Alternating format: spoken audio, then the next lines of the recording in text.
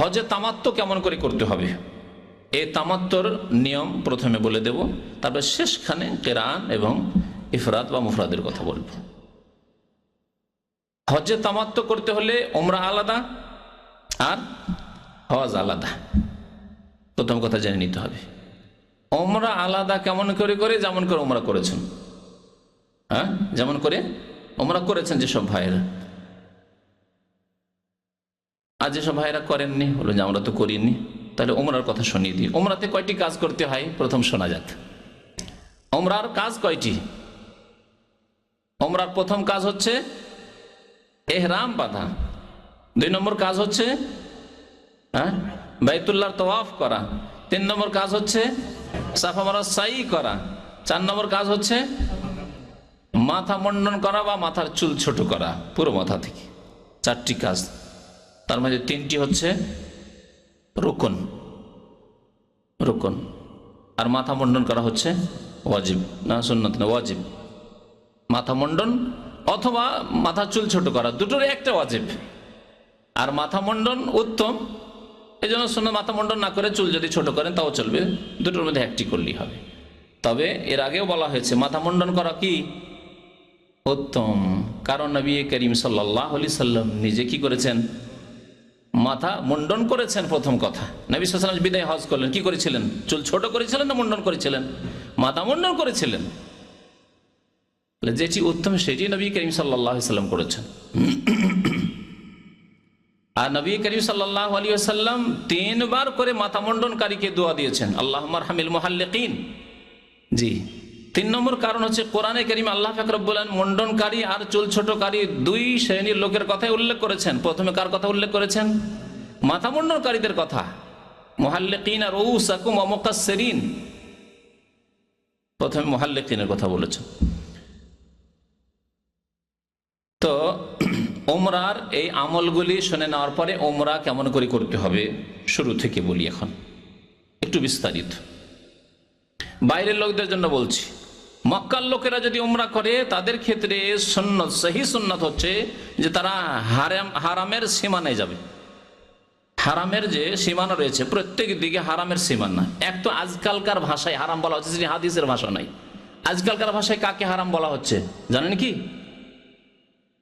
আজকালকার ভাষায় মসজিদে হারামকে হারাম বলা হচ্ছে। লেখা থাকে না বোর্ডে, এলাল হারাম, হারামের দিকে, হ্যাঁ টু হারাম, মানে মসজিদে হারাম, মসজিদে হারামের সিগন্যাল দিচ্ছে হারাম, আজকালকার ভাষা। কিন্তু কোরআন এবং হাদিসের ভাষায় হারাম মানে হুদুদে হারাম। বিভিন্ন দিকে দূর দূর পর্যন্ত এলাকা রয়েছে, যেসব এলাকায় বিভিন্ন কাজ হারাম। শিকার করা হারাম, শিকারী পশু বা পাখি, শিকারী পশু পাখিকে তাড়ানো হারাম, গাছ কাটা হারাম, তারপরে কুড়িয়ে পাওয়া জিনিস নিয়ে নেওয়া হারাম, চিরকালের জন্য ঘোষণা করতে হবে এই শর্তে আপনি উঠাইতে পারেন, ইত্যাদি ইত্যাদি। আল্লাহ পাক রব্বুল আলামিন এই জমিনকে হুদুদে হারাম, হারামের এলাকাকে সম্মানিত করেছে। এ হচ্ছে হারাম। সবচাইতে নিকটবর্তী হচ্ছে তানঈম, যেখানে মসজিদে আয়েশা রয়েছে রাদিয়াল্লাহু তাআলা আনহা। আজকাল ওখানে একটি বড় মসজিদ রয়েছে। মসজিদ রয়েছে বাইরের লোকদের জন্য, কারণ অনেকে জিজ্ঞাসা করে যে এটি কি একটি মিকাত? না, এটি মিকাত নাই। মক্কার লোকেরা হারামের সীমানা যাবে আর হালাল এলাকা থেকে লাব্বাইক বলে, লাব্বাইক উমরা বলে উমরার নিয়ত করে আসবে। আর সবচেয়ে নিকটবর্তী হচ্ছে এই 3-4 কিলোমিটার দূরে তানঈম নামক এলাকা। সেখান থেকে সাধারণত তারা ইহরাম বেঁধে থাকে তাদের জন্য। তারা সেখানে না গিয়ে যদি অন্য কোনো এলাকা 10 কিলোমিটার 20 কিলোমিটার দূরে যেখানে হুদুদ হারাম, হারামের বর্ডার আছে, সেখান থেকেও আসে, কোনো অসুবিধা নেই। উমরার ক্ষেত্রে, হজের ক্ষেত্রে হজ শুরু করবে নিজের বাড়ি থেকে। মক্কার লোকেরা হজ শুরু করবে, হজের নিয়ত করবে নিজের বাড়ি থেকে, বাড়িতে গোসল করে, বাড়িতে সুগন্ধি লাগিয়ে, ইহরামের কাপড় পরে লাব্বাইক হাজ্জান বলে মিনার দিকে রওনা হবে। আমরা আলোচনা করি বাইরের মানুষদের জন্য, যারা মিকাতের বাইরে রয়েছে। মক্কাতুল মুকাররমার চারিদিকে 5টি মিকাত রয়েছে। আমরা পূর্ব দিক থেকে যারা যাই তায়েফের রাস্তা হয়ে, তাদের মিকাত হচ্ছে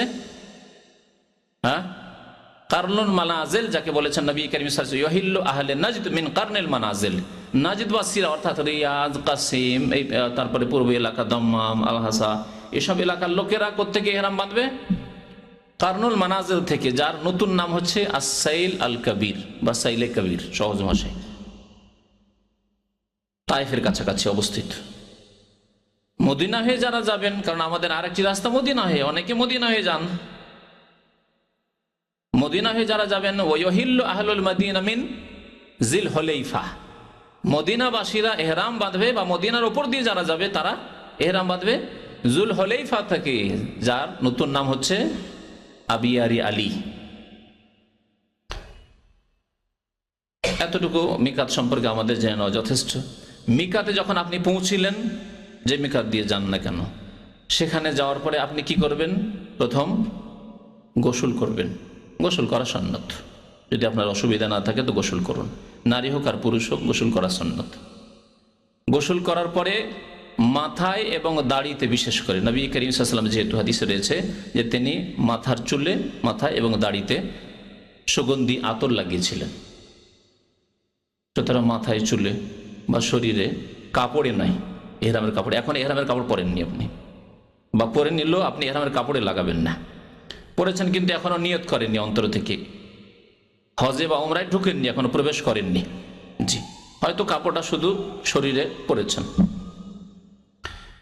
আতর খুশবু লাগিয়ে নেওয়া। তারপরে যদি ফরজ নামাজের সময় হয় তাহলে ফরজ নামাজ পড়ে তারপরে ইহরাম বাঁধা, মানে নিয়ত করা হজ অথবা উমরার। কেন বললাম এই কথা যে ফরজ নামাজ হলে ফরজ নামাজের পর? এই জন্য যে নবী করিম সাল্লাল্লাহু আলাইহি সাল্লাম জুল হুলাইফা মিকাতে গিয়ে জোহর নামাজ পড়েছেন, জোহর আসর জমা করেছেন, আর তারপরে সেখান থেকে ইহরাম বেঁধেছেন। তাহলে নবী সাল্লাল্লাহু আলাইহি সাল্লাম ফরজ নামাজ পড়ে মিকাতে ইহরাম বেঁধেছেন। কোনো ফরজ নামাজ যদি পেয়ে যান তাহলে পুরোপুরি সুন্নতের উপর আমল হলো, যদি আপনি করতে পারেন ভালো কথা। ফরজ নামাজ যদি না পান, ওই সময় গেলেন না, অন্য কোনো সময় পৌঁছিলেন, তাহলে এমন কোনো খাস নামাজ ইহরামের নামাজ নেই যা প্রচলিত, বিশেষ করে উপমহাদেশের মানুষরা সুন্নতুল ইহরাম, ইহরামের সুন্নত নামাজ মনে করে, এইরকম কোনো হাদিসে নেই। তবে 2 রাকাত নামাজ পড়তে পারেন, যেহেতু ওযু করেছেন, তাহিয়াতুল ওযুর উদ্দেশ্যে, তাহিয়াতুল ওযুর উদ্দেশ্যে আপনি নামাজ পড়বেন 2 রাকাত। আর নামাজ পড়ার পরে এখন আপনি ইহরামে প্রবেশ করবেন, বা হজ বা উমরায়, যে প্রথম উমরায় প্রবেশ করছেন আপনি।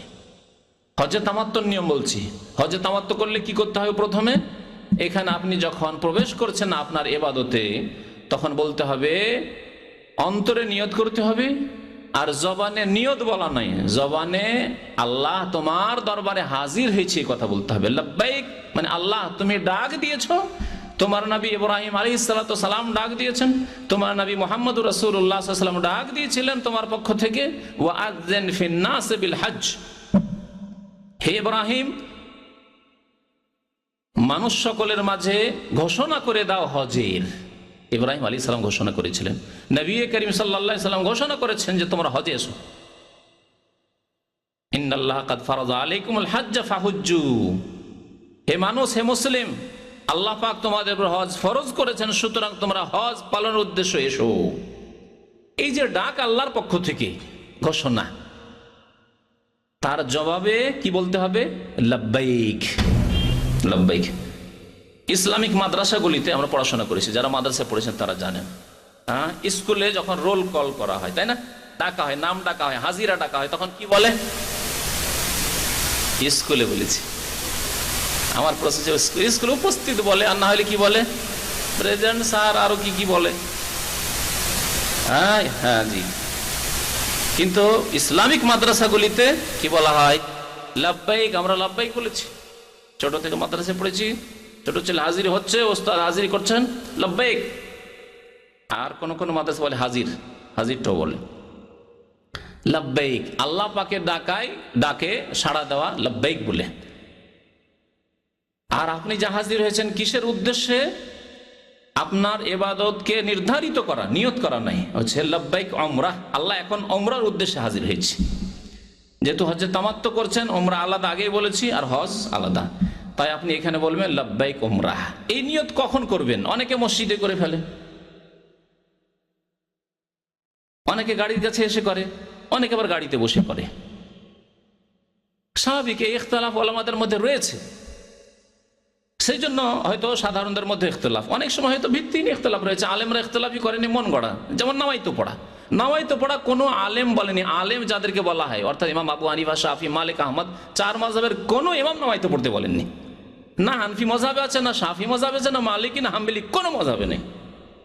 কোনো মযহাবে তো দূরের কথা, এই মযহাবের ইমামদের উক্তি তো দূরের কথা। এই মযহাবের কিতাবগুলি 500-700 বছর পরে তাদের ইমামদের, বা 800 বছর পরে লেখা হয়েছে। সেই কিতাবগুলি তো নেই, না কদুরিতে আছে, না হিদায়াতে আছে, না বেকায়াতে আছে। হানাফি মযহাবের সমস্ত এগুলো প্রসিদ্ধ ফিকহার কিতাব, তাতেও নামাইতো পড়া নেই। তাহলে যে নামাইতোগুলি এসেছে বাংলাদেশের সমাজে বা ভারতে, পাকিস্তানে, পাকিস্তানে আবার উর্দুতে করে, বাঙালি বেশি উন্নতি করেছে, নামাইতো পড়ে, আরবিতে পড়ে। এগুলি সব বিদাতীদের পক্ষ থেকে এসছে, এদেরকে আলেম বলা উচিত নয়। উলামায়ে কেরামরা এই ইখতিলাফ করেননি যে নামাইতো বলতে হবে, হবে না। বিদাতীরা ইখতিলাফ করেছে, বুঝতে পারছেন কথা আমার? উলামায়ে সুন্নাত যারা কোরআন এবং হাদিসের সন্ধান করেন, তারা ইখতিলাফ করেনি যে নামাইতো বলতে হবে, কথা বলেন। তাদেরকে উলামায়ে সুন্নাত, কোরআন হাদিসের অনুসারী আলেম বলা জায়েজ নয়। যারা বলছে নামাইতো পড়তে হবে, তারা বিদাতী। বিদাতীরা ইখতিলাফ করেছে,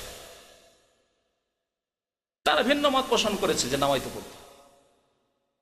যদি সামান্যতম থাকতো আলেমদের মধ্যে ইখতিলাফ, তাহলে হানাফি মযহাবে থাকতো, হেদায়েতে থাকতো, বেকায়েতে থাকতো, সারা বেকায়েতে থাকতো, আপনার কদুরিতে থাকতো, কানজুদ দাকায়েকে থাকতো, ফতোয়া আলমগীরিতে থাকতো। নেই, কোথাও নেই। ফতোয়া স্বামীতে থাকতো। এসব তো পড়েন আপনারা, ওই অনেকে মাসিক মদিনা পড়েন, বিদাতি পত্রিকা, এই রেফারেন্স থাকে, তাতেও নেই। তা আছে এই নতুন নতুন বিদাতিদের, 25-50 বছর, 100 বছরের বিদাতি হুজুরদের কথাবার্তা এগুলি। আলেমদের ইখতিলাফ নাই, না নামাজের ক্ষেত্রে, না উজুর ক্ষেত্রে, না গোসলের ক্ষেত্রে, না রোজা, না হজ, না যাকাত, কোনো ক্ষেত্রে নামাইতো পড়া নেই। সুতরাং যেসব চটি কিতাবগুলি আপনারা ওই কেনেন ফুটপাতে বা মিকাতে, এখানেও মিকাতে ওই বিক্রি করে কিতাবগুলি, আর ওই কিতাব কেনেন, তাতে ওই আল্লাহুম্মা ইন্নী নাওয়াইতুল উমরাতা হয়তো পাবেন। বিশেষ করে ইন্ডিয়া, বাংলাদেশ, পাকিস্তানে যদি কিতাব হয় তাহলে তো অবশ্যই পাবেন তাতে এই বিদাতি কথাবার্তা। আল্লাহুম্মা ইন্নী নাওয়াইতুল উমরাতা, আল্লাহ আমি উমরার নিয়ত করছি, ফায়াসসির হালি, তা আমার জন্য সহজ করে দাও, ওয়া তাকাব্বালহা মিন্নি, আমার পক্ষ থেকে কবুল করো। সব বিদাত, এগুলি নেই ইসলামে। সুতরাং বিদাত দিয়ে যদি শুরু করেন, মান আমিলা আমালান, যে ব্যক্তি এমন কোন আমল করলো, লাইসা আলাইহি আমরুনা, যা আমার আদর্শ মোতাবেক না, সুন্নাত মোতাবেক নয়। নবী করিম সাল্লাল্লাহু আলাইহি ওয়াসাল্লাম, সাহাবায়ে কেরামরা কেউ আল্লাহুম্মা ইন্নী নাওয়াইতুল উমরা পড়েননি। ফাহুয়া রাদ্দুন, তা প্রত্যাখ্যাত, আল্লাহ কবুল করবেন না আপনার হজ উমরা। ভালো করে শুনে রাখুন, ফাহুয়া রাদ্দুন, এটি মানুষের কথা নয়, নবীর কথা। মুহাম্মদুর রাসূলুল্লাহ সাল্লাল্লাহু আলাইহি ওয়াসাল্লাম বলেন ফাহুয়া রাদ্দুন, তা মারদুদ হয়ে যাবে, রিজেক্টেড হয়ে যাবে, কবুল হবে না। নিয়ত করবেন কোনখান থেকে? এই ক্ষেত্রে সহি শুনে রাখুন, মসজিদ থেকে নয়, আর বাসের কাছে নিচে দাঁড়িয়ে আছেন সেখান থেকে নয়, আর গোসলখানা থেকে উজু করে সেখান থেকে নয়, সালাম ফেরার পর নামাজ পড়ে মসজিদে তারপরে নিয়ত করে ফেললেন, তাও নয়। বরং নবী করিম সাল্লাল্লাহু আলাইহি ওয়াসাল্লাম সূক্ষ্ম কথা হচ্ছে যে নিয়ত করেছেন যখন সাওয়ারির পিঠে বসে গেছেন এবং সাওয়ারি যখন হরকতে চলতে লেগেছে, তখন তিনি নিয়ত করেছেন, বলেছেন লাব্বাইক উমরাহ, তখন নিয়ত করেছেন। ওয়াস্তাকাল্লাত বিহি নাকাতুহু, তার উষ্ট্রি যখন তাকে নিয়ে চলতে শুরু করলো, তখন তিনি নিয়ত করলেন, তখন নিয়ত করবেন। 1 ঘন্টা 2 ঘন্টা হজের মশাই 4 ঘন্টা বাস সেখানে থেমে রয়েছে, আর আপনি মসজিদে 4 ঘন্টা আগে নিয়ত করে রয়েছেন, তাই নবী সাল্লাল্লাহু আলাইহি ওয়াসাল্লামের নিয়তের আগে আপনি নিয়ত করে ফেললেন। সূক্ষ্ম কথাগুলি মনে রাখবেন, কারণ এই ক্ষেত্রে যে যেখানে পারছে নিয়ত করে বসে আছে। সূক্ষ্মভাবে যদি হজ করতে চান, উমরা করতে চান, তখন যখন সওয়ারি আপনার গাড়ি স্টার্ট দিল, ড্রাইভার গাড়ি চলতে শুরু করলো, তখন বলেন লাব্বাইক উমরাহ, আল্লাহ হাজির হয়েছি তোমার দরবারে উমরার উদ্দেশ্যে। নিয়তের কথা নেই এখানে, আছে কি নাওয়াইতুল উমরাহ? নেই। সুতরাং এই কথাটি নিয়ত নয়, অন্তরে নিয়ত এবং আল্লাহর দরবারে হাজিরির ঘোষণা করা যে আল্লাহ তোমার দরবারে হাজির হয়ে গেছে, আমি গায়ের হাজির নয়, উপস্থিত হয়েছি। তারপরে বেশি বেশি তালবিয়া পড়তে থাকতে হবে, লব্বাইক আল্লাহুম্মা লব্বাইক, লব্বাইক লা শারীকা লাকা লব্বাইক, ইন্নাল হামদা ওয়ান নি'মাতা লাকা ওয়াল মুলক লা শারীকা লাক।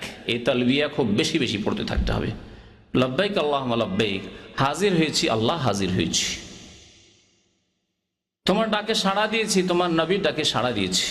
লব্বাইক লা শারীকা লাক লব্বাইক, আল্লাহ তোমার দরবারে হাজির হয়েছি, আল্লাহ তোমার কোনো শরীক নেই, অংশীদার নেই। লা শারীকা লাক লব্বাইক, ইন্নাল হামদা, নিশ্চয় সমস্ত প্রশংসা, অন্যায়মাতা, সমস্ত নিয়ামত, অনুগ্রহ, দান, ইন্নাল হামদা অন্যায়মাতা ওয়াল মুলকা, এবং সবকিছুর মালিকানা, সার্বভৌমত্ব তোমার, সবকিছুর মালিক তুমি। লা শারীকা লাক, তোমার কোনো অংশীদার নেই, তোমার কোনো অংশীদার নেই। আর মক্কার মুশরিকরা কি বলতো? ইল্লা শারীকান তামলিকু ওয়া মা মালাক, তারা বলতো আল্লাহ যারাও শরিক আছে, এই লাত উজ্জা মানাতেরা শরিক আছে, কিন্তু তাদের বড় মালিক তুমি, এরা মাত্র ওসিলা, মাধ্যম। জি, আজকাল কবর মাজারপন্থী যারা, পীরপন্থী, তারা এইরকমই ধারণা রাখে যে পীর ওলিয়া আউলিয়া আর এই কবর মাজারগুলি, হ্যাঁ, এগুলি হচ্ছে ওসিলা, মাধ্যম আল্লাহ পর্যন্ত পৌঁছার। তাহলে এদের অন্তরে যে তালবিয়া আছে সেটি হচ্ছে মক্কার মুশরিকদের মতো শিরকি তালবিয়া। এরাও সরাসরি আল্লাহকে পাওয়ার ধারণা রাখে না মুশরিকদের মতো, মক্কার আবু জাহল আবু লাহাবদের মতো। এরা মনে করে যে মাধ্যম ধরতে হবে, ওলিয়া উলিয়া ধরতে হবে, পীর দরবেশ ধরতে হবে, মাজার ধরতে হবে, না হলে আল্লাহকে পাওয়া যাবে না। তালিবাতে দেখলেন কি ঘোষণা? লা শারীকা লাক, আল্লাহ তোমার কোনো কিছুতে কেউ শরীক নেই, অংশীদার নেই। এই তালবিয়া খুব বেশি বেশি পড়বেন। মক্কা পৌঁছিবেন, তালবিয়া কোথায় বন্ধ করবেন? জি, যখন আপনি কাবাকে দেখে নিয়েছেন, তাওয়াফ এখন শুরু করতে যাচ্ছেন, তখন আপনি তালবিয়া বন্ধ করে দেবেন। তালবিয়া পড়া তখন, তালবিয়া মানে এই যে লব্বাইক পড়া, যে লব্বাইকের যে দুয়াটি রয়েছে, জিকির রয়েছে, এটি বন্ধ করে দাও তখন। এহরামের ক্ষেত্রে আর একটি বলি যে এহরাম হচ্ছে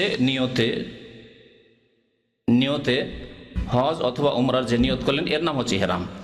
কিন্তু আমরা সাধারণ মানুষ ভাবি যে এহরাম মানে বিশেষ পোশাক। মহিলাদের ক্ষেত্রে কোনো খাস পোশাক নেই এহরামের।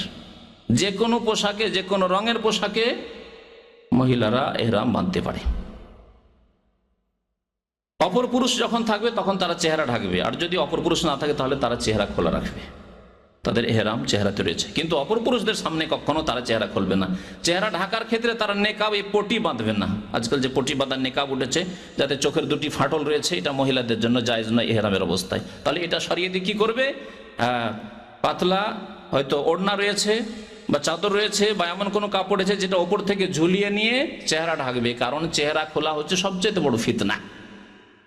চেহারা খোলা হচ্ছে সবচেয়ে বড় ফিতনা, ইমানের ফিতনা, আমলের ফিতনা, মহিলাদের জন্য আর পুরুষের জন্য। সুতরাং কখনো জায়েজ নয় চেহারা খোলা। আসল আকর্ষণ চেহারাতে রয়েছে। চেহারা খোলায় যদি জায়েজ হয়ে যায় তাহলে সব রকমের গুনাহ হয়ে যেতে পারে। সুতরাং চেহারা কোনো অবস্থাতেই খোলা যাবে না। তবে যেমনটা বললাম যে যখন কোনো মানুষ নেই তখন খুলবে, আর বাকি ওপর থেকে পাতলা ওড়না দিয়ে ঢেকে নেবে। পুরুষরা সেলাইবিহীন কাপড় পরবে, যা জানাই রয়েছে। নবী করিম সাল্লাল্লাহু আলাইহি ওয়াসাল্লাম একটি এজার অর্থাৎ লুঙ্গি, নিচের দিকে কাপড় খোলা, আর আরেকটি হচ্ছে রেদা চাদর, এই দুইটি কাপড়। আর সাদা হচ্ছে উত্তম, মুস্তাহাব। নবী করিম সাল্লাল্লাহু আলাইহি ওয়াসাল্লাম সাদা কাপড় পরতে উৎসাহিত করেছেন, বিশেষ করে ইহরামের ক্ষেত্রে সাদা কাপড় পরবেন।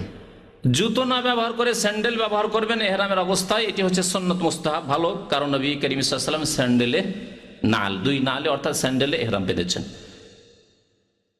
আল্লাহর ঘর যখন বাইতুল্লাহ পর্যন্ত পৌঁছে গেলেন, উজু না থাকলে উজু করে নেন, কারণ বিনা উজুতে তাওয়াফ হবে না। তাওয়াফের জন্য উজু শর্ত, যেমন নামাজের জন্য উজু শর্ত, সহি হচ্ছে তাওয়াফের জন্য উজু শর্ত, বাইতুল্লাহর তাওয়াফের জন্য উজু করে নেন। এই ক্ষেত্রে আরেকটি মুস্তাহাব কাজ, ভালো কাজ শুনে রাখুন। যদি সম্ভব হয় গোসল করা তাহলে গোসল করে নেওয়া ভালো, কারণ নবী করিম সাল্লাল্লাহু আলাইহি ওয়াসাল্লাম মক্কায় প্রবেশ করার পরে গোসল করেছেন। মক্কায় ঢুকে যদি গোসল করা সম্ভব হয়, হোটেল থাকে, ব্যবস্থা থাকে, তো গোসল করে নিয়ে তারপরে বাইতুল্লাহ প্রবেশ করা। এই ক্ষেত্রে নবী করিম সাল্লাল্লাহু আলাইহি সাল্লাম যে বর্তমান বাবুস সালাম, আসসালাম গেটটি রয়েছে, এই দিক দিয়ে প্রবেশ করেছেন। সুতরাং এই দিক দিয়ে যদি সম্ভব হয় তাহলে ঢুকবে।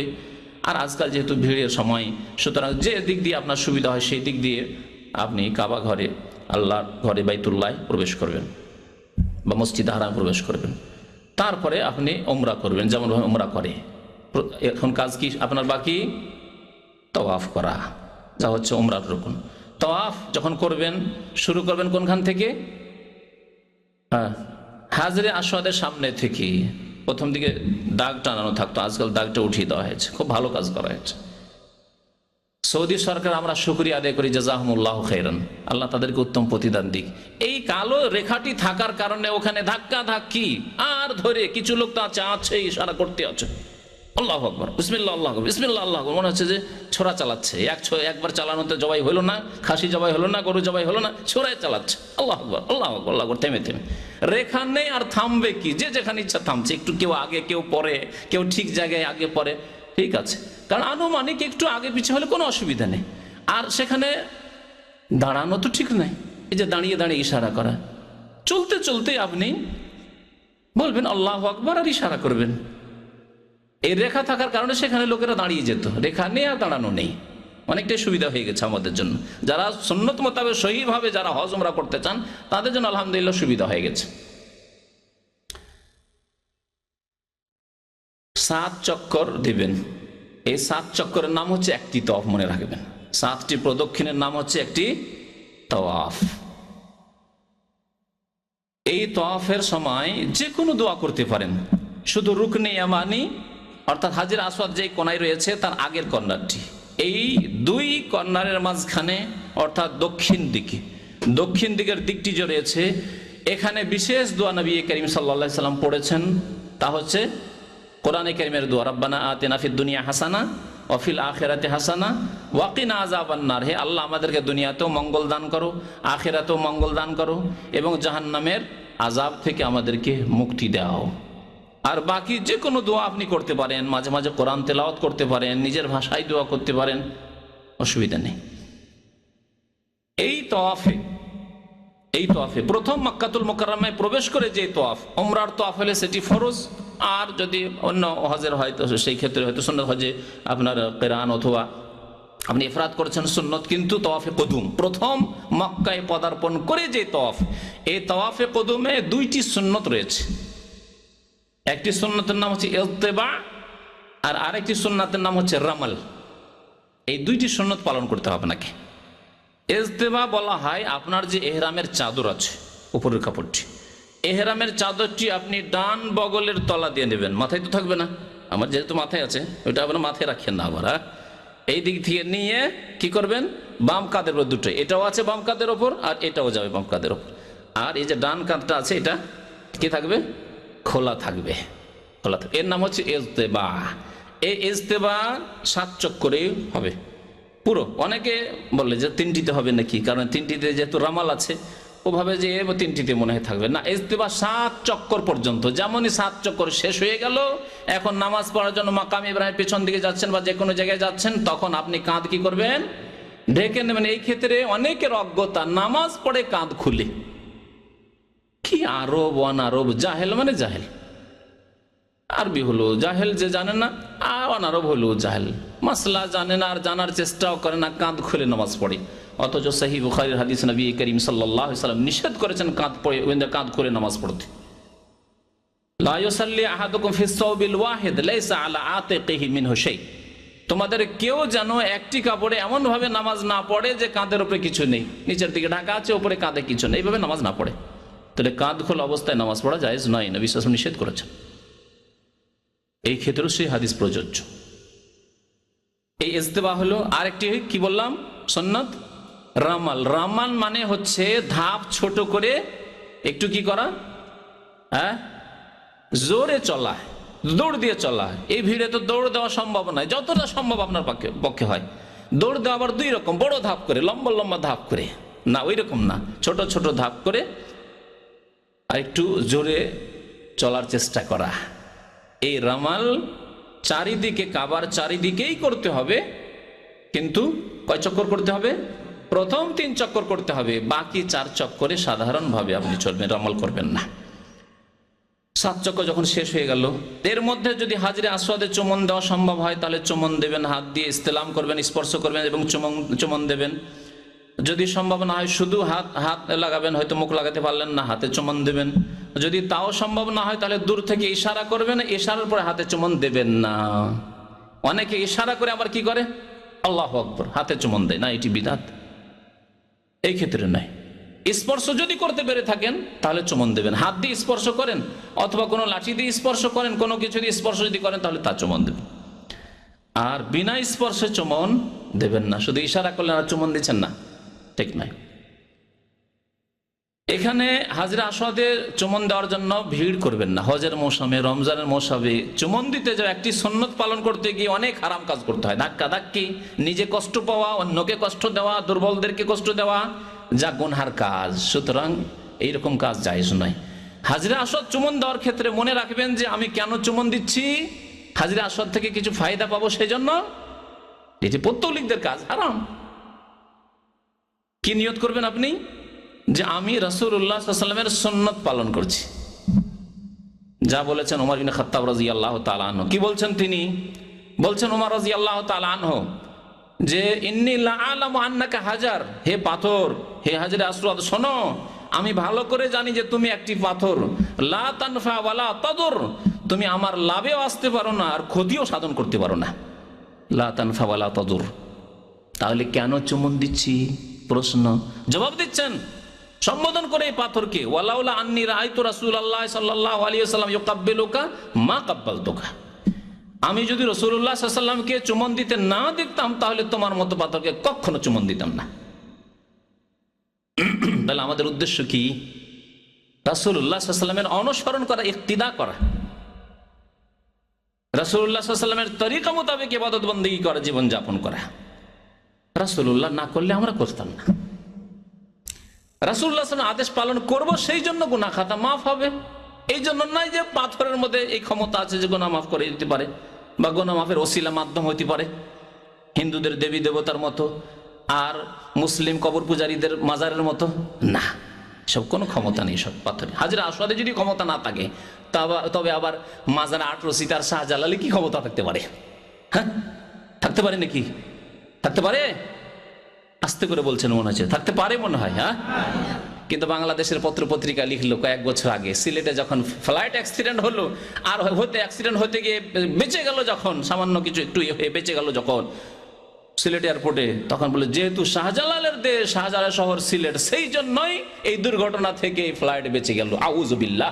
বলুন লা ইলাহা ইল্লাল্লাহ। আল্লাহ ছাড়া কেউ উপাস্য নেই, আল্লাহ ছাড়া কেউ মাবুদ নেই, নাফা নুকসানের মালিক নাই, না শাহজালাল, না আব্দুল কাদের জিলানী, না চিশতি, না মুহাম্মদুর রাসূলুল্লাহ সাল্লাল্লাহু আলাইহি ওয়াসাল্লাম। পৃথিবীর কাউকে এই ক্ষমতা দেওয়া হয়নি কেউ কাউকে উদ্ধার করতে পারে। মুশরিকি আকীদা, মুশরিকি কথাবার্তা পত্র পত্রিকায় লেখা হইলো। আমি শুনে বলছি না, পত্রিকায় দেখলাম, এক বাংলা পত্রিকায় সেই কালের, যে শাহজালালের দেশ, শাহজালালের শহর, যেহেতু আল্লাহর ওলি এখানে শুয়ে আছেন সিলেটে, সেই জন্য দুর্ঘটনা থেকে বেঁচে গেল। আল্লাহু আকবার বলছেন, আল্লাহু আকবার। আর আল্লাহ কোথায় মহান? শাহজালাল আকবার হয়ে গেল তো। আউযু বিল্লাহ। এই মুশরিকি আকীদা নিয়ে যারা মারা যাবে, এই মুশরিকি পত্র পত্রিকায় যারা লেখালেখি করবে, যারা এডিটর সম্পাদনা করবে, যারা সম্পাদক হয়ে আছে, তারা প্রত্যেকে এই শিরকি আকীদা নিয়ে মরবে। কারণ এর স্বীকৃতি, অনুমোদন দিল যে না ঠিকই আছে। প্রত্যেকে মুশরিক হয়ে মারা যাবে, মনে রাখুন। নামাজ, রোজা, হজ, যাকাত কিছুই কবুল হবে না, সব বরবাদ হয়ে যাবে। এটি আমার কথা। আল্লাহ পাক রব্বুল আলামিন ইরশাদ করেছেন, ওয়ালাউ আশরাকু লাহাবিতা আনহুম মা কানু ইয়ামালুন। আম্বিয়া কিরাম তারাও যদি শিরিক করতেন, আল্লাহর সাথে অংশীদার বানাইতেন, লাহাবিতা আনহুম, তাদের সমস্ত আমল ধ্বংস হয়ে যেত। মা কানু ইয়ামালুন, যা আমল তারা করেছিল সমস্ত আমল ধ্বংস হয়ে যেত তাদের। তাহলে যারা এইসব কথাবার্তা লিখবে, কথাবার্তা প্রচার করবে, যারা এইসব কথাবার্তা পড়বে আর বিশ্বাস করবে, তাদের আমল ধ্বংস হবে না? অবশ্যই। 7 চক্কর যখন শেষ হয়ে গেল, তখন মাকাম ইব্রাহিমের দিকে যান। ওয়াত্তাখিযু মিন মাকাম ইব্রাহিম মুসাল্লা, আয়াত পড়তে পড়তে যান সেখানে। যাওয়ার পরে তার পিছনে নামাজ পড়েন। হজের মৌসুমে ভিড় থাকবে, রমজানে ভিড় থাকে, ভিড়ের সময় সেখানে ভিড় ভাড় করবেন না। আপনি এমন জায়গায় গিয়ে নামাজ পড়ে যেখানে খুশু খুজুর সাথে 2 রাকাত নামাজ, যে কোনো জায়গায় নামাজ পড়তে পারেন, হারামের, মসজিদে হারামের যে কোনো জায়গায় নামাজ পড়তে পারেন। 2 রাকাত নামাজ পড়েন। প্রথম রাকাতে সূরা ফাতিহার পরে সূরাতুল কাফিরুন, দ্বিতীয় রাকাতে সূরা ইখলাস, 2 রাকাত নামাজ পড়বেন। তারপরে আপনি চলে যাবেন সাফা। সাফাতে গিয়ে এখন সাফা মারার সাই শুরু করবেন। সাফাতে যখন উঠতে যাবেন প্রথমবারে তখন বলবেন ইন্না সাফা ওয়াল মারওয়াতা মিন শাআইরিল্লাহ, এই আয়াতের অংশটুকু পাঠ করবেন। তারপরে সাফার উপরে উঠে কিবলামুখী হবেন। কাবা যদি নজরে আসে ভালো কথা, না হলে কাবামুখী হয়ে হাত উঠিয়ে দোয়া করবেন, নিজের জন্য দোয়া করবেন। আর এর সাথে সাথে কালেমা তাওহীদের দোয়া 3 বার করে পড়বেন, যা নবী করিম সাল্লাল্লাহু আলাইহি সাল্লাম পড়েছেন। লা ইলাহা ইল্লাল্লাহু ওয়াহদাহু লা শারীকা লাহু লাহুল মুলকু ওয়া লাহুল হামদু ওয়া হুয়া আলা কুল্লি শাইইন কাদির। আবার নিজের জন্য দোয়া করবেন, নিজের বাবা মা আত্মীয় স্বজন দুনিয়ার যা চান আখিরাত চান আপনি দোয়া করবেন। আবার বলবেন লা ইলাহা ইল্লাল্লাহু ওয়াহদাহু লা শারীকা লাহু লাহুল মুলকু ওয়া লাহুল হামদু ওয়া হুয়া আলা কুল্লি শাইইন কাদির। লা ইলাহা ইল্লাল্লাহু ওয়াহদাহু লা শারীকা লাহু লাহুল মুলকু ওয়া লাহুল হামদু ওয়া হুয়া আলা কুল্লি শাইইন কাদির। আর তার সাথে সাথে আরেকটি দোয়া নবী করিম সাল্লাল্লাহু আলাইহি ওয়াসাল্লাম পড়েছেন, তাও পড়বেন লা ইলাহা ইল্লাল্লাহু ওয়াহদাহু আনজাযা ওয়া'দাহু ওয়া নাসারা 'আবদাহু ওয়া হাযামাল আহজাবা ওয়াহদাহু। এই দোয়া পড়বেন। আর বাকি যত দোয়া আপনার করার ইচ্ছা হয় আপনি দুনিয়া এবং আখিরাতের আপনার নিজের ভাষায় অথবা আরবি ভাষায়, যে ভাষা বুঝছেন, যেটা ভালো করে বুঝছেন, সেই দোয়াই করেন আপনি আল্লাহর কাছে। এখানে অনেকে উঠে হাত উঠাইতে হবে এটাকে বুঝে, হাত উঠা মানে দোয়ার জন্য বুঝে না, মনে করে হাতের ইশারা করতে হবে। কি করে? কাবার দিকে মুখ করে এই করে, এর বিদাত করে। এরকম কাজ করবেন না, হাত উঠিয়ে দোয়া করবেন। সাফা মারওয়ার সাই যেমন করে সাফা থেকে মারওয়া যাবেন একটি চক্কর।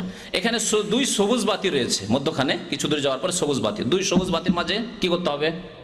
দৌড় দিতে হবে। পুরুষদের জন্য এই দৌড়, যত দূর দৌড়াতে পারেন আপনি দৌড়াবেন আর 1 সবুজ বাতি পর্যন্ত। তারপরে আবার সাধারণভাবে হেঁটে আপনি মারওয়ায় পৌঁছবেন। মারওয়ায় যাওয়ার পর ওইভাবেই দোয়া করবেন যে দোয়াগুলি আপনি সাফার উপরে পড়লেন 3 বার করে, আর তারপরে অন্যান্য আপনি দোয়া করেন কিবলামুখী হয়ে। আবার সাফা আসেন, এইভাবে আপনার 7 চক্কর শেষ হবে। কোথায় গিয়ে? মারওয়ায় গিয়ে 7 চক্কর শেষ হয়ে যাবে। যাওয়াতে 1 চক্কর হলো, আসা 1 চক্কর, এইভাবে মারওয়াতে গিয়ে শেষ হয়ে যাবে। তারপরে মাথা মুন্ডন করবেন। যদি হজের সময় বেশ কাছে চলে এসছে, 2-4 দিন আছে, তাহলে মাথা মুন্ডন না করে চুল ছোট করবেন। কারণ নবী করিম সাল্লাল্লাহু আলাইহি ওয়াসাল্লাম সাহাবায়ে কেরামদেরকে এই আদেশই দিয়েছেন চুল ছোট করার। হজে যখন এসেছিলেন তখন তাদেরকে চুল ছোট করার আদেশ দিয়েছিলেন। এখন চুল ছোট করে নাও, 2 দিন 3 দিন পরে আবার মাথা মুন্ডন করতে হবে, বড় ইবাদত হজের জন্য। এই আপনার ইহরাম খুলে দেবেন, আপনার উমরা শেষ হয়ে গেল। বসে থাকবেন 8 তারিখ পর্যন্ত। 8 তারিখে যেখানে বাসা সেখান থেকে এখন আপনার হজ শুরু হবে। আসসালামু আলাইকুম, আলহামদুলিল্লাহ ওয়াহদা ওয়াসসালাতু ওয়াসসালামু আলা মান লা নাবিয়্যা বাদা। অনেক দিন থেকে ভাবছিলাম যে আপনাদের সামনে হজের উপরে সংক্ষিপ্ত পূর্ণ একটি বিবরণ পেশ করব। সময়ের গতিতে কিছু দেরি হলেও আজকে আমরা আপনাদের সামনে হজ ও উমরাকে সামনে নিয়ে একটি সংক্ষিপ্ত পূর্ণ বিবরণ দিতে চাচ্ছি। আশা যে আপনারা যদি এটা লক্ষ্য করেন বা বারবার শোনেন তাহলে আপনাদের জন্য হজ উমরার কর্মগুলি আমলগুলি সহজ হবে ইনশাআল্লাহ। সম্মানিত দর্শক মণ্ডলী, আপনারা জানেন যে ইসলাম 5টি ভিত্তির উপরে নির্ভর করে, তার একটি হচ্ছে হজ। রাসূল সাল্লাল্লাহু আলাইহি ওয়াসাল্লাম বলেছেন বুনিয়াল ইসলাম আলা খামস, ইসলামের ভিত্তি হচ্ছে 5টি। তার একটি হচ্ছে কালেমা, এ বলে সাক্ষ্য দেওয়া যে আল্লাহ ছাড়া কোনো মাবুদ নাই আর মুহাম্মদ তার রাসূল ও তার বান্দা। 2 সালাত আদায় করা, 3 যাকাত প্রদান করা, 4 সিয়াম পালন করা, 5 সম্ভব হলে হজ পালন করা। আল্লাহ তাআলা মুআয ইবনে জাবালকে যখন ইয়ামান দেশে পাঠালেন তখন এই আদেশ করে পাঠিয়েছিলেন। আল্লাহ তাআলা হজের ব্যাপারে বলেছেন ওয়ালিল্লাহি আলান নাসি হিজ্জুল বাইত মান ইসতাতা ইলাইহি সাবিলা। আল্লাহকে সন্তুষ্ট করার জন্য একটি গুরুত্বপূর্ণ ফরজ বিধান হজ, যার পক্ষে সহজ সম্ভব সেই জন্য হজ করে। আল্লাহ তাআলা বলেন ও আতিমুল হাজ্জা ওয়াল উমরা, তোমরা হজ উমরা পালন করো। সম্মানিত দিনী ভাই বোন, অত্র বিবরণে বোঝা যায় আল্লাহ তাআলা হজ করার জন্য আদেশ করেছেন, মুহাম্মদ সাল্লাল্লাহু আলাইহি সাল্লাম ও হজ করার জন্য আদেশ করেছেন। হজের আবিধানিক অর্থ হচ্ছে ইচ্ছা পোষণ করা। শরীয়তের পরিভাষায় নির্ধারিত স্থানে, নির্ধারিত নিয়মে, নির্ধারিত সময়ে ইবাদত করার নাম হচ্ছে হজ। আর উমরা শব্দের অর্থ হচ্ছে ইচ্ছা পোষণ করা। আর শরীয়তের পরিভাষায় অনির্ধারিত সময়ে, নির্ধারিত স্থানে, নির্ধারিত নিয়মে ইবাদত করার নাম হচ্ছে উমরা। উমরা 12 মাস চলে আর হজ শুধু বছরে একবার চলে, যা অবগত আছেন। হজের বিষয়টি আমরা আপনাদের সামনে পূর্ণ বিবরণ দিতে গিয়ে আমরা বলতে চাচ্ছি যে বাড়ি থেকে বের হবেন হজের উদ্দেশ্যে। বাড়ি থেকে বের হবেন বিসমিল্লাহি তাওয়াক্কালতু আলাল্লাহ লা হাওলা ওয়ালা কুওয়াতা ইল্লা বিল্লাহ, আল্লাহর নামে যাত্রা আরম্ভ করছি। বাহ্যিকভাবে আন্তরিকভাবে নড়াচড়া করার কোনো শক্তি নেই, তোমার শক্তি ছাড়া। এরপরে যখন আপনারা বাহনে আরোহণ করবেন তখন বলবেন আল্লাহু আকবার, আল্লাহু আকবার, আল্লাহু আকবার, সুবহানাল্লাযী সাখখারা লানা হাযা ওয়া মা কুন্না লাহু মুকরিনিন ওয়া ইন্না ইলা রাব্বিনা লামুনকালিবুন আল্লাহুম্মা ইন্না নাসআলুকা ফি সাফারিনা হাযা আল বিররা ওয়াত তাকওয়া ওয়া মিনাল আমালি মা তারদা আল্লাহুম্মা হাব্বিনা আলাইনা সাফারানা হাযা ওয়াতবি আন্না বুদা আল্লাহুম্মা আনতাস সাহিবু বিস সাফারি ওয়াল খলিফাতু ফিল আহল আল্লাহুম্মা ইন্নী আউযু বিকা মিন ওয়াসাইস সাফারি ওয়া কাবাতিল মানজারি ওয়া সুইল মুনকালাবি ফিল মালি ওয়াল আহল। এই দোয়া পড়ে বাহনে উঠলেন। তারপরে আপনাদের পালা আসলো এহরাম বাঁধা। এহরাম বাঁধা এবং তালবিয়া পড়ার বিষয়টি একসাথে উল্লেখ হয়েছে। রাসূল সাল্লাল্লাহু আলাইহি সাল্লাম বলেন, আতানি জিবরাইল আমার নিকটে আসলেন, ও আমারানি আর আমাকে আদেশ করলেন, আন আমরা আসহাবি আন ইয়ারফাউ আসওয়াতাহুম বিল ইহলাল ওয়াত তালবিয়া, তারা উঁচু কণ্ঠে এহরাম বাঁধবে এবং তালবিয়া পড়বে। সম্মানিত দিনী ভাই বোন, এহরাম বাঁধতে হয় নির্ধারিত স্থান হিসাবে রাসূল সাল্লাল্লাহু আলাইহি সাল্লাম যা উল্লেখ করেছেন তা হচ্ছে মদিনা থেকে প্রায় 420 কিলোমিটার দূরে জুলহুলাইফায় এহরাম বাঁধতে হয়। মদিনা এবং মদিনাবাসী আশেপাশে যারা আছে তারা এখানে এহরাম বাঁধবে। এছাড়াও এমান, ভারত, বাংলাদেশ, পাকিস্তান এসব এলাকার লোককে এহরাম বাঁধতে হয় এলামলামে, যা 95 কিলোমিটার অথবা 120 কিলোমিটার দূরে অবস্থিত। এছাড়াও এহরাম বাঁধার জায়গা কারনুল মানাজিল, প্রায় মক্কা থেকে 78 কিলোমিটার দূরে। এইভাবে জোহফা নামক জায়গা, জাত ইরক নামক জায়গায় এহরাম বাঁধার জন্য রাসূল সাল্লাল্লাহু আলাইহি সাল্লাম বলেছেন। রাসূল সাল্লাল্লাহু আলাইহি সাল্লাম বলেন, এইসব জায়গাগুলি হচ্ছে এইসব এলাকাদের জন্য, এবং যারা বাহির থেকে এইসব এলাকা দিয়ে আসবে তাদের জন্য এহরাম বাঁধার স্থান। তিনি একথাও বলেন, যারা এর ভিতরে আছে তারা 6 স্থানে এহরাম বাঁধবে, যেমন মক্কার লোকেরা মক্কায় এহরাম বাঁধবে। সম্মানিত দিনী ভাই বোন, আমরা অত্র বুখারী মুসলিমের হাদিসে এহরাম বাঁধার স্থানগুলি অবগত হতে পারলাম। নির্ধারিত স্থানে এহরাম বাঁধতে হবে। এখানে আমরা একটি কথা আপনাদের জরুরিভাবে বলে দিতে চাই যে আমরা বিভিন্ন দেশ থেকে দূর দূরান্ত থেকে হজের উদ্দেশ্যে বের হই, বিমানে যেতে হয়। বিমানে হয়তোবা এহরামের পোশাক পরা সহজ সম্ভব নাও হতে পারে, যার কারণে আমরা একটা নিরাপদ জায়গায় এহরামের পোশাক পরে নিতে পারি। মহিলাদের জন্য কোনো ভিন্ন এহরামের পোশাক নেই, তবে পুরুষদের জন্য ভিন্ন এহরামের পোশাক আছে। তা সেলাইবিহীন হতে হবে আর এক কালার হতে হবে, তা সাদা। সম্ভবপর সাদা কাপড়ই ব্যবহার করার চেষ্টা করবে এহরাম বাঁধার কাপড় হিসাবে। সম্মানিত দিনী ভাই বোন, এখানে আমরা আরও একটি কথা উল্লেখ করতে চাই যে এহরাম বাঁধার কাপড়গুলি সেলাইবিহীন হবে, এ কথাই ঠিক। বেল্টে সেলাই করা থাকে বা আরও যেসব মাধ্যম কাপড় আটকানোর জন্য অবলম্বন করা হয় তাতেও সেলাই থাকে, সেগুলো আপত্তি থেকে খালি নয়। মর্মে আমরা সবচেয়ে পছন্দ মনে করি যে এহরামের কাপড়কে আঙ্গুলে জড়িয়ে নিয়ে কোমরে মুড়িয়ে দুই দিক থেকে পেঁচিয়ে নিচের দিক থেকে উপর দিকে উঠিয়ে নিলে আর এই কাপড় খুলবে না। যতক্ষণ পর্যন্ত নিজে থেকে না খুলবে টেনে এই কাপড় খোলা যাবে না। কাজেই বেল্ট ব্যবহার না করে, এরকম কিছু ব্যবহার না করে সরাসরি কাপড়কে এভাবে মুড়িয়ে ব্যবহার করাই উত্তম হবে। সম্মানিত দিনী ভাই বোন, আমরা আপনাদেরকে বিষয়টি আরও স্পষ্ট করতে গিয়ে বলতে চাচ্ছি যে সম্ভবপর এহরাম বাঁধার স্থানে মিকাতে এহরাম বাঁধতে হবে। কাপড় নিরাপদ স্থানে পরে নেওয়া যায়। মিকাতে এহরাম বাঁধার সময় যেমন ঢাকা, চিটাগাং থেকে যেসব বিমানগুলি যায়, সেসব বিমানগুলি যখন জিদ্দায় নামে তার প্রায় 12 থেকে 15 মিনিট আগে বৈমানিকের পক্ষ থেকে বিমানবালারা বলতে থাকে এহরাম এহরাম এহরাম। ওই সময় আপনি এইভাবে এহরাম বাঁধবেন। এহরাম বাঁধা বলতে উচ্চ স্বরে শব্দ উল্লেখের এহরাম বাঁধা। যেমন হজ উমরা সাধারণত এখন মানুষ একসাথেই করছে, যাকে তামাত্ম বলা হয়। তামাত্তর নিয়ম হচ্ছে যে প্রথমে উমরার এহরাম বেঁধে হারামে গিয়ে উমরা করে নিয়ে মুক্ত হয়ে থাকবে, এহরাম মুক্ত হয়ে থাকবে। যেদিন জুলহিজার 8 তারিখ আসবে, 8 তারিখ সকালে ফজর সালাতের পরে আবার হজের জন্য এহরাম বাঁধবে। তবে হজ্জে কেরান হলে ওমরা এবং হজের একসাথে এহরাম বাঁধবে, আর ওমরার জন্য যে তওয়াফ করবে সেই তওয়াফই যথেষ্ট পরবর্তী হজের জন্য। সম্মানিত দিনী ভাই বোন, আমরা বলছিলাম নির্ধারিত স্থানে মেকাতে বলবে লব্বায়েক ওমরাতান, আমি ওমরার জন্য উপস্থিত, এই কথা বলে এহরাম বাঁধার যে দোয়া রয়েছে সে দোয়া পড়তে থাকবে। লব্বায়েক আল্লাহুম্মা লব্বায়েক, লব্বায়েক লা শারিকা লাক লব্বায়েক, ইন্নাল হামদা ওয়ান নি'মাতা লাকা ওয়াল মুলক লা শারিকা লাক। হে আল্লাহ, আমি তোমার দরবারে উপস্থিত, আমি তোমার দরবারে উপস্থিত, হে আল্লাহ আমি তোমার দরবারে উপস্থিত, প্রশংসা তোমার, অনুগ্রহ তোমার, রাজত্ব তোমার, কোনো শরিক নাই তোমার। লব্বায়েক আল্লাহুম্মা লব্বায়েক, লব্বায়েক লা শারিকা লাক লব্বায়েক, ইন্নাল হামদা ওয়ান নি'মাতা লাকা ওয়াল মুলক লা শারিকা লাক।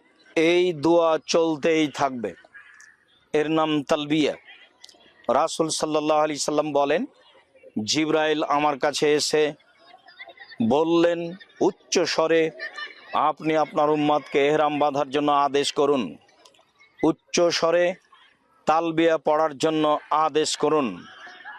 পুরুষেরা জোরে উচ্চ স্বরে তালবিয়া পাঠ করবে, মহিলারাও সাধারণ গতিতে শব্দ স্বাভাবিকভাবে উল্লেখ করে তালবিয়া পড়বে, যা আমরা হজ উমরা বইয়ে বিস্তারিত পেশ করেছি, যা আপনারা দেখতে পারেন। তালবিয়া পড়তে পড়তে চলে যাবে, বিমানে উঠলো, বিমান থেকে জিদ্দায় নামলো, জিদ্দায় নামার পরে হাজিদেরকে যে সব গাড়িতে নিয়ে যায় সেসব গাড়িতে চলে গেল। হারামের আশেপাশে কোনো হোটেলে গিয়ে সরাসরি ওমরা পালনের জন্য তওয়াফ করতে না গিয়ে প্রথমে হোটেলে উঠে ব্যাগ বকচা রেখে গোসল করে ভালোভাবে প্রস্তুতি নিয়ে শান্তশিষ্টভাবে হারামে আসবে। হারামে ঢোকার সময় মসজিদে যেভাবে ঢোকে সেভাবে ঢুকবে।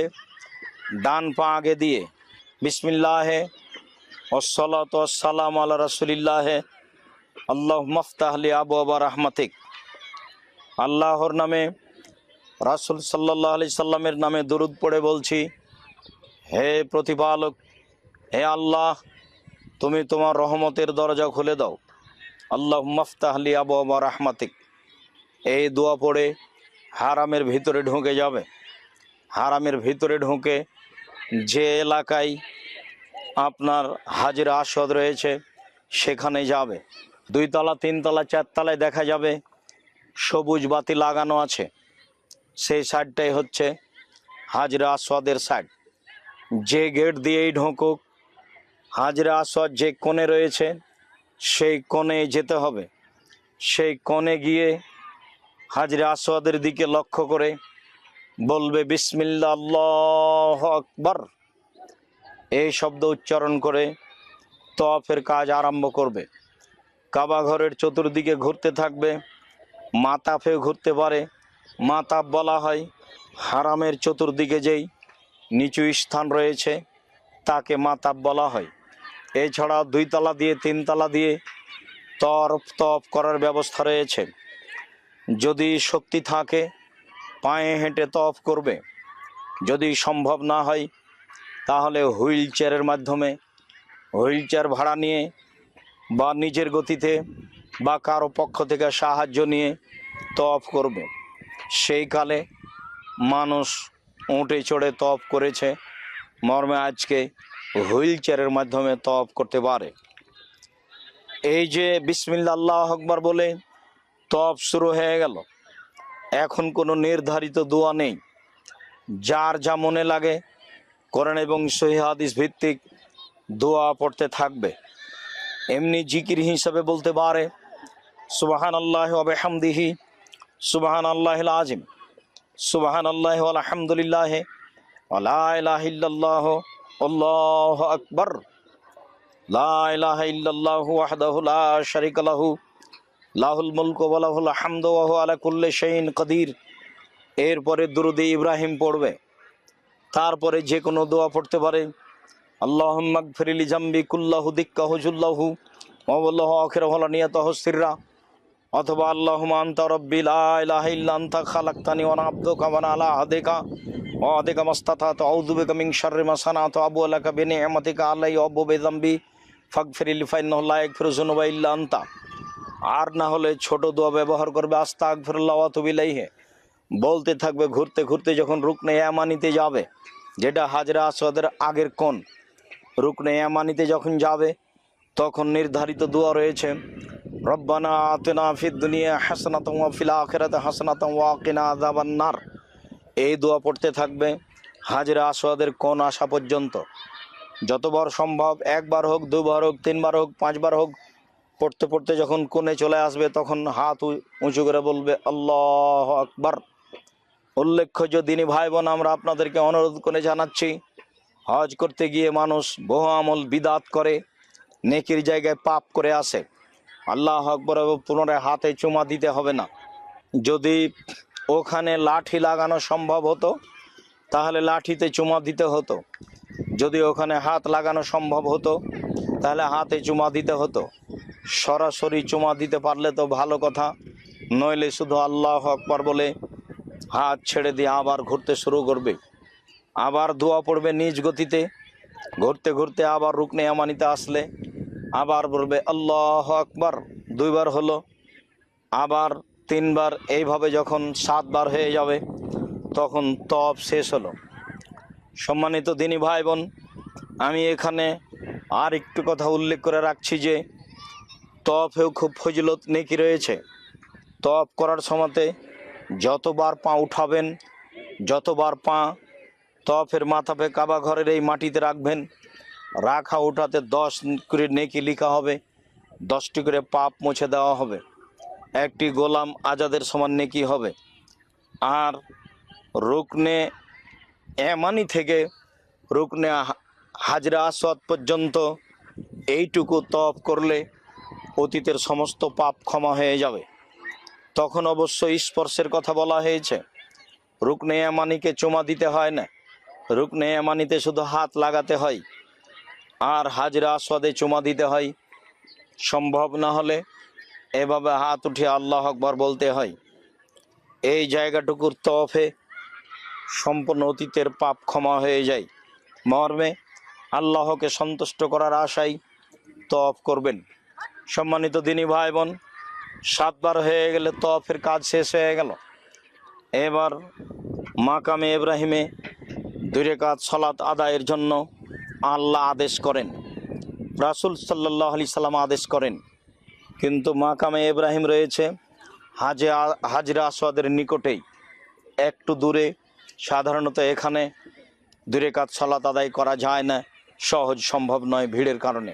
পারলে করবেন, অন্যথায় যে কোনো এক জায়গায় 2 রাকাত সালাত আদায় করবেন। প্রথম রাকাতে সূরা কাফিরুন, দ্বিতীয় রাকাতে সূরা ইখলাস। সূরা কাফিরুন, সূরা ইখলাস পড়ে সংক্ষিপ্তভাবে 2 রাকাত সালাত আদায় করবেন। এরপরে যদি পিপাসা বোধ মনে করেন তাহলে জমজমের পানি পান করতে পারেন। এরপরে জমজমের পানি পান করতে হবে এ কথা নয়, সাথেও জমজমের পানি রাখতে পারেন।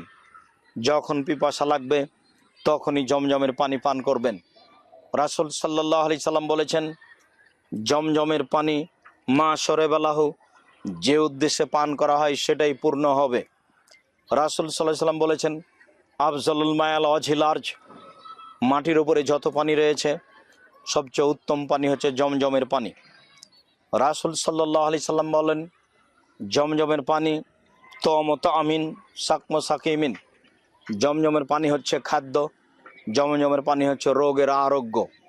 জমজমের পানি পান করলে রোগ ব্যাধি থেকে মুক্তি পায় মানুষ। জমজমের পানি পান করলে মানুষের খাদ্যের কাজ দেয়। জমজমের পানি গায়ে হাতেও লাগাতে পারেন, জমজমের পানি মাথাতেও ঢালতে পারেন, জমজমের পানি বেঁধে নিয়ে যেতে পারেন। তার প্রমাণে একাধিক হাদিস রয়েছে, যা সময়ে অবগত হবেন ইনশাআল্লাহ। সম্মানিত দিনী ভাই বোন, 2 রাকাত সালাত আদায় করে নিয়ে চলেন যায় এবার সাফা মারওয়ার সাই।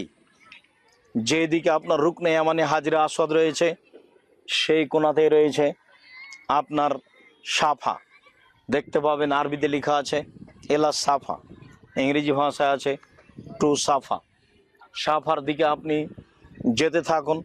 আল্লাহ তাআলা বলছেন ইন্না সাফা ওয়াল মারওয়াতা মিন শাআইরিল্লাহ। ওই দিকে আগিয়ে গিয়ে যখন সাফা পাহাড়ের উপরে যাবেন, এখন তো আর ওইভাবে পাহাড় হিসাবে নেই, তবে নিচে তলায় পৌঁছিলে পাহাড়গুলো দেখা যায়, ঘেরা আছে। 2 তলায় পৌঁছলে উপর থেকে দেখা যায়, 3 তলায় গেলে তার উপর থেকে দেখা যায় পাহাড়গুলো। আসলে তো এখন উঠা লাগে না। ইব্রাহিম আলাইহিস সালামের স্ত্রী হাজেরা ওখানে উঠে পানি অন্বেষণ করছিলেন, সেই সুবাদেই সেই নিয়ত অনুযায়ী আমাদেরকে ওখানে যেতে হয়। এখন তো এসি লাগানো আছে, আর ওইভাবে পাহাড় দেখা যায় না। যখন আপনি কাছাকাছি যাবেন তখন আপনি বলবেন ইন্না সাফা ওয়াল মারওয়াতা মিন শাআইরিল্লাহ। নিশ্চয়ই সাফা এবং মারওয়া আল্লাহর নিদর্শন সমূহের নিদর্শন। আপনি সাফা থেকে এই জন্য শুরু করবেন, আল্লাহ তাআলা বলছেন আবদা বিমা বাদা আল্লাহ। আল্লাহ রাসূল বলছেন আমি ওখান থেকে শুরু করছি যেখান থেকে আল্লাহ শুরু করেছেন। মানে আল্লাহ যখন সাফা মারওয়া পাহাড়ের কথা বলেছেন তখন সাফা শব্দকে আল্লাহ আগে উল্লেখ করেছেন। তিনি বলেছেন ইন্না সাফা ওয়াল মারওয়াতা মিন শাআইরিল্লাহ। এ দেখেন, আগে সাফার কথা এসেছে, তারপরে মারওয়ার কথা এসেছে। সাফাতে যখন পৌঁছে যাবেন, যখন আপনি সাফার শেষ প্রান্তে পৌঁছে যাবেন, তখন আপনি উঠার সময়তে বলবেন লা ইলাহা ইল্লাল্লাহু ওয়াহদাহু লা শারীকা লাহু লাহুল মুলকু ওয়া লাহুল হামদু ওয়া হুয়া আলা কুল্লি শাইইন কাদির আনজাযা ওয়া'দাহু ওয়া নাসারা আবদাহু ওয়া হাজামাল আহজাবা ওয়াহদাহু।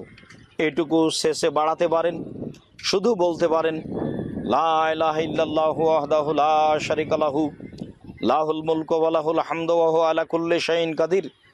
এই ছাড়াও বলবেন আল্লাহু আকবার, আল্লাহু আকবার, আল্লাহু আকবার।